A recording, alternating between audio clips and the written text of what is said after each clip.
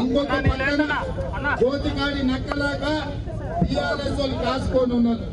TRS వాళ్ళు అంటున్నారు, అయా ముఖ్యమంత్రిని నువ్వెక్క ధర్నా చేస్తావని. నేను చేయను, నువ్వు చేస్తావా? నేను ఇవాళ టీఆర్ఎస్ సన్నాసులను అడుగుతున్నా, అమెరికా దేశంలో ఈ దేశ పరువు ప్రతిష్ట తీసిన అదాని మీద విచారణ చేయాలా వద్దా? ఈ రోజు ప్రధానమంత్రి జేపీసీ వేయమంటే తప్పించుకొని తిరుగుతున్నాడు. పార్లమెంటు నడుపుతలేడు. పార్లమెంట్ లో రాజ్యసభలో ఈ ఎంపీల విధానం ఏందో నువ్వు చెప్పు చంద్రశేఖర్ రావు గారు. ఇవాళ అసెంబ్లీలో మీరు చెప్పండి, రేపు మీ విధానం ఏంది? భారతదేశ పరువు ప్రతిష్టను ప్రపంచ దేశాల ముందు మంట కలిపి అదానిని శిక్షించాలా వద్దా? అదానిని కాపాడుతున్న నరేంద్ర మోడీని నిలదీయాల్సిన అవసరం ఉందా లేదా? తెలంగాణ రాష్ట్ర ముఖ్యమంత్రిగా ఉన్న నిరసన కార్యక్రమంలో పాల్గొన్న మమ్మల్ని కాంగ్రెస్ పార్టీని అవహేళన చేసే ప్రయత్నం చేస్తున్నారు.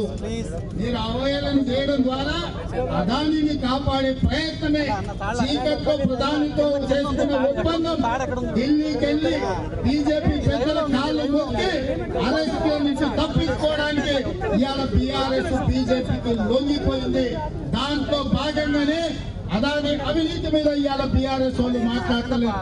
అందుకే ఇవాళ ఈ వేదిక మీద నుంచి చంద్రశేఖరరావు గారిని, హరీష్ రావు గారిని, తారక రామారావు గారిని, కల్వకుంట్ల కవితను నేను అడుగుతున్నా, మీది ఎవరి వైపు?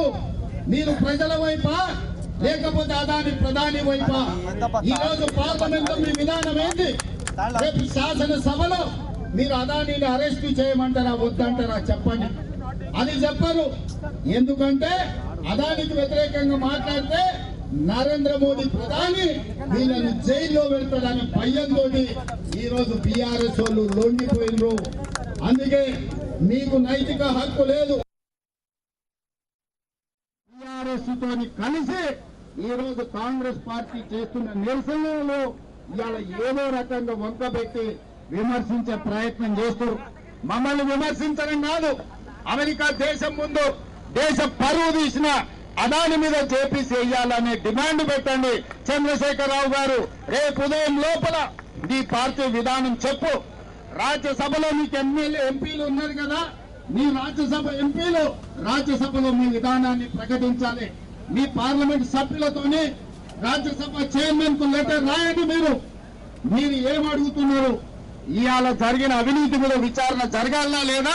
జేపీసీ వేయాలనా లేదా? నువ్వు ఎవరి వైపు ఉన్నావో ప్రజలకు చెప్పాలి. తెలంగాణ సమాజాన్ని కూడా నేను విజ్ఞప్తి చేస్తున్నా, నరేంద్ర మోడీ, కేసీఆర్ వేరు కాదు. వాళ్ళిద్దరు నాణానికి బొమ్మ పొత్తు లాంటి ఒకరు తప్పుని కాపాడడానికి ప్రయత్నం చేస్తారు. ఆ తప్పుల్ని కప్పిపుచ్చడానికి కాంగ్రెస్ పార్టీని బీఆర్ఎస్ వాళ్ళు విమర్శిస్తారు. మీ ట్విట్టర్ లో ఈ కారు కూతలు కూసే కంటే మీరు రాండి.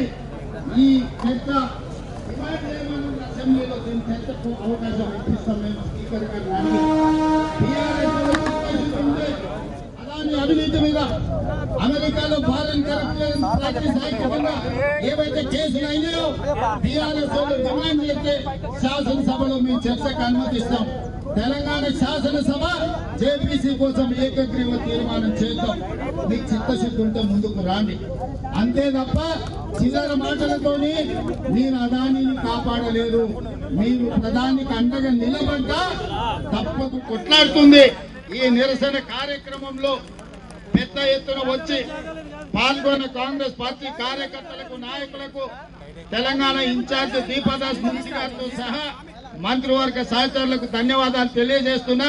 మీడియా మిత్రులారా, ఈ రోజు విధి లేని పరిస్థితుల్లో, దేశ ప్రతిష్ట కాపాడవలసిన తప్పని పరిస్థితుల్లో మేము చట్టసభలలో ఎంత నిరసన తెలిపినా ప్రధానమంత్రి నిర్లక్ష్యం వహించిండు. కాబట్టి ఈ రోజు రోడ్డు మీద ధర్నాలు చేసి నిరసన చేసి రాజ్ భవన్ ముట్టడి కార్యక్రమాన్ని తీసుకున్నాం. ఈ కార్యక్రమానికి సంపూర్ణంగా సహకరించిన మీడియా మిత్రులకు కూడా ధన్యవాదాలు